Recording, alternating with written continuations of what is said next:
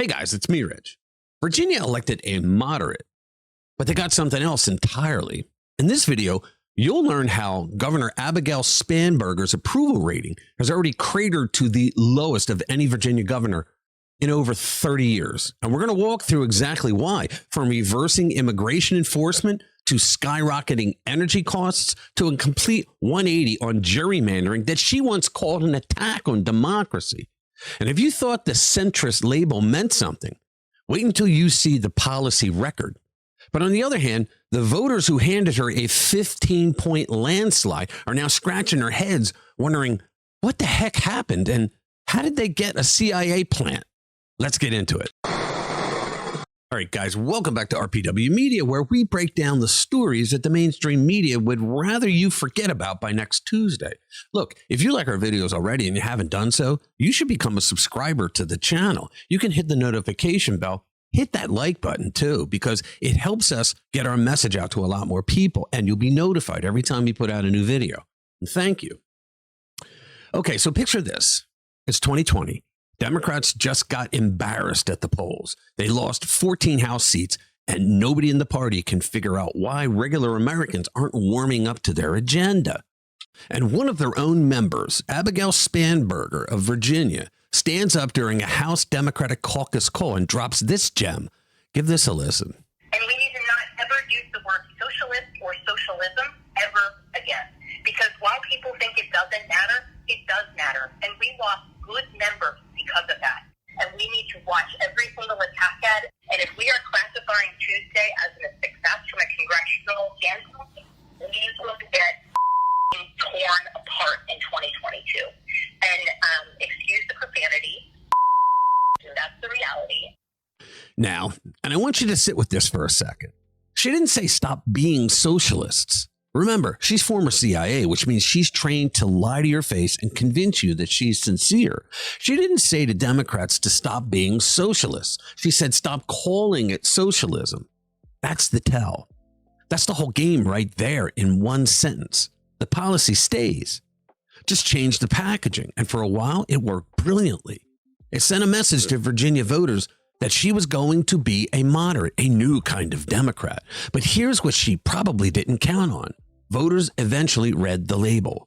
Now, fast forward to 2025. Spanberger runs for governor of Virginia. The press loves her. She's calm, steady, centrist, bipartisan, a healing presence for a divided Commonwealth.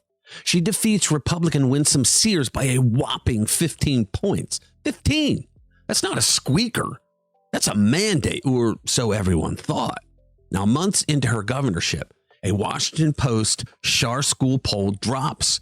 And let's just say that the numbers are not exactly what the moderate brand promises. Her approval rating, 47%.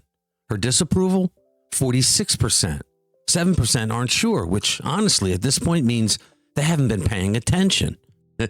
So now, look, you might think those numbers are pretty good. You're like, well, that's not so bad, right? And that's exactly what her team wants you to think. But here's the context that changes everything. That 47% approval sits 13 points below the historical average for Virginia governors at this stage of their term. 13 points. Political scientist Larry Sabato didn't try to soften the blow either. He called it, quote, a drop of that margin is stunning, and it should be greatly disturbing to the governor and the governor's staff if it's repeated in other surveys. Now, Larry Sabato does not do hyperbole, guys. When he says stunning, listen up. And what makes this really interesting is where the numbers are bleeding from. 45% of Virginia voters now believe Spanberger is too liberal. Imagine that. That includes 91% of Republicans, of course, which is to be expected. But it also includes nearly half of independents. And here's the thing. Around 10% of her own voters, the people who pulled the lever for her, now think that she's gone too far to the left. That's a structural problem for the Democrats. So what happened? Let's go through it. Immigration. Spanberger reversed a policy from former Governor Glenn Youngkin that required cooperation with federal immigration authorities. She went further than just reversing it. She instructed state agencies to completely cut ties with ICE entirely. That got attention in Washington fast. Lauren Biss, Deputy Assistant Secretary at the Department of Homeland Security, grouped Spanberger with what she called sanctuary politicians. She accused them of slowing down ICE and releasing criminals into communities. That's strong language, right? And then the Department of Homeland Security dropped a statistic that's hard to ignore. They revealed that in 2026, illegal immigrants have allegedly been responsible for 75% of murders in Fairfax County, Virginia. Now, is that number contested? Sure. Is it going to be debated? Absolutely. But here's the thing that is about political reality today. Perception doesn't wait for the fact checkers. And right now, that perception is hardening. All right, next, energy. Spanberger pushed Virginia back into the Regional Greenhouse Gas Initiative. It's a cap and trade program that critics call politely a hidden tax on energy. Governor Youngkin had pulled Virginia out of it for exactly that reason. Spanberger brought it back. And when utility bills go up, and trust me, they will, voters don't call their think tank to understand cap and trade policy nuance. They just know that their bills went up. That's the kind of thing that sticks with voters. Now, here is where it gets genuinely fascinating and a little embarrassing. Redistricting. In 2019, Spanberger was passionate about opposing gerrymandering. She said, and I quote, "Gerrymandering is detrimental to our democracy and it weakens the individual voices that form our electorates. Opposing gerrymandering should be a bipartisan issue." Those are strong words. They're actually great words. The kind of words that you put on a campaign poster. But now in 2026, she's backing a constitutional amendment that critics say could lock in Democratic control of 10 out of 11 congressional seats in Virginia. Her office says there are no behind the scenes deals. Well, critics remain skeptical. And honestly, you can kind of see why when one of their new districts has already attracted multiple Democrat candidates before voters have even voted on a referendum. That's not a good look. She used to say gerrymandering weakens individual voices. Now she's the one allegedly turning the volume dial. And then there's guns. Spanberger spent years carefully constructing an image as a responsible, balanced voice on the Second Amendment. She leaned into her background at every turn. At a 2025 rally, she said, quote, "I'm a mother of 3 girls in Virginia public schools. I'm also a former federal agent who carried a gun every single day for my job. So I come at this issue as someone who cares deeply about the safety of our kids and as someone who understands the responsibilities of owning and of carrying a firearm." And that's a good message. It resonated with a lot of voters, and it was all bullshine. Now she's expected to sign sweeping gun regulations supported by the most progressive members of the state legislature. The person who campaigned on understanding gun ownership is now set to restrict it. It's another pivot, another gap between the image during the campaign and the reality of being stuck with a lefty lunatic. So here's a summary the polls won't give you, but the numbers are already whispering. Spanberger's disapproval rating now sits at 46%. That is the highest of any Virginia governor at this point in their term since 1994.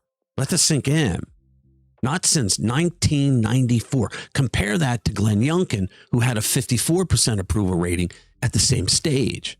Mark Warner had 78%. Terry McAuliffe and Ralph Northam, neither of them beloved universally, still had stronger numbers. And she won by 15 points. That's a landslide.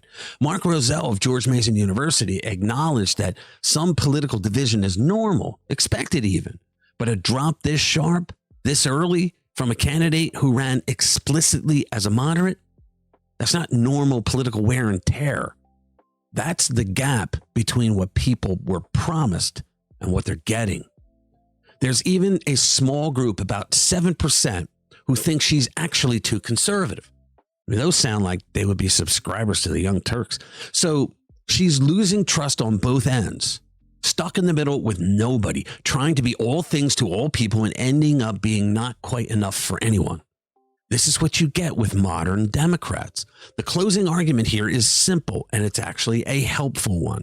Virginia voters are not confused. They're not asleep. They're watching. And what the polls are showing us is that the old playbook, soften the language, hide the label, run as a centrist, and govern as a progressive, has a shorter shelf life than it used to. Virginia voters in 2025 have the receipts. They have the flip-flops on gerrymandering. They have the unaffordable utility bills, all now coming to fruition in 2026. They have the immigration reversals, and they're connecting the dots. Spanberger sounded really good to most Virginia Democrats, especially at a time when Democrats around the country have been plagued with fraud scandals that nobody can defend. And they got had by a CIA master manipulator. But the bright side, guys, there's always a bright side.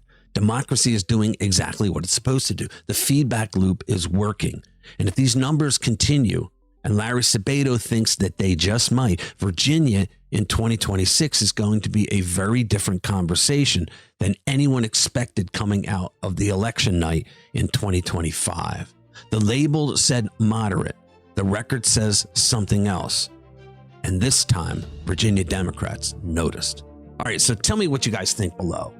I love hearing from you. Thank you for watching. I'll see you in the next one.